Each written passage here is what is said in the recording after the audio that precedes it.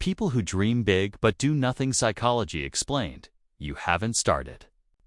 But you've already rehearsed the interview where you explain how it all began. You know the aesthetic, the city, the logo.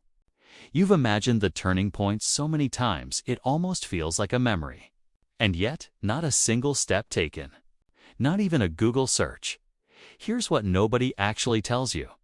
This isn't laziness. You don't lack discipline. You lack safety. You care so much about this dream that moving toward it feels genuinely dangerous, because moving toward it means finding out what happens when you try. That's the whole problem. The visualization trap. Psychologist Gabrielle Oettingen discovered something that completely dismantles what the self-help industry has been selling you. Vivid positive visualization, the kind where you feel yourself living the dream, actually lowers your physiological drive to pursue it.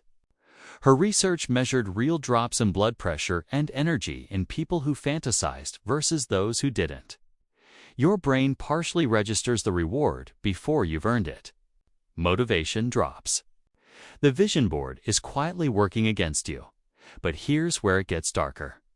When the dream becomes your identities, some people don't just want the dream, they become it. I'm a writer. I just haven't written anything yet. The moment a goal fuses with your identity, attempting it becomes existential. Failing isn't a setback anymore. It's evidence about who you are. Psychologist Peter Gallwitzer found that publicly announcing identity-linked goals creates a premature sense of completion. You told people. They nodded. Something in your brain filed it under done. This isn't weakness, it's psychology. Jones and Berglass documented this in 1978 as self-handicapping. The unconscious strategy of staying in "I haven't really started yet," because you can't fail at something you haven't tried.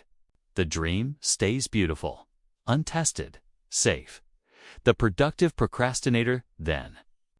There's the subtle version, the person who's constantly busy with everything except the actual thing. Courses, podcasts, research, reorganizing the workspace. It looks like preparation. It functions as avoidance. And it's almost impossible to call out because it seems so responsible.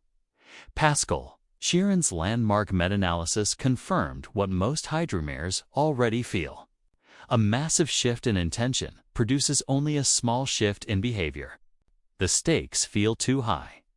So starting feels like gambling everything, and so they don't start. And the story quietly shifts. I'll start when things calm down becomes I'm not in the right headspace becomes maybe this isn't even right for me anymore, until years later. There's a grief they can't quite name, because there was never a single moment. They gave up what actually moves. P.O. Plyotian. His own solution is called mental contrasting, holding the dream clearly in mind while honestly confronting the specific obstacles in front of you. Not as inspiration, as a real reckoning. That shift pulls motivation into the present, where it actually works. Stop announcing the dream. Let the work be the announcement, and make it smaller. One uncomfortable hour on the task you've avoided for 3 weeks beats another month of planning. It won't make a good dinner party story, but it's the version that actually happens. You already know what the thing is. You probably thought of it in the first 10 seconds of this video. The dream never left. You just stopped buying the ticket.